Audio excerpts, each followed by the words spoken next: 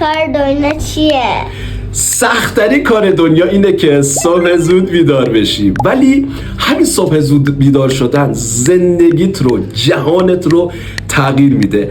سحرخیزی فقط 1 ساعت زودتر بیدار شدن نیست. سحرخیزی یه سبک زندگیه.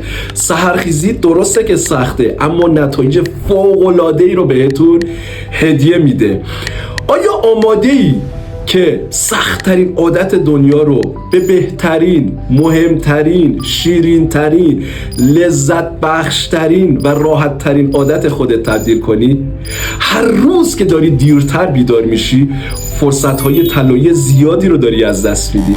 ما در دانشگاه 5 صبحی ها تجربه‌های بسیار موفق و مثبتی رو در این حوزه داریم که نتایجش رو میتونید در هایلایت ها ببینید.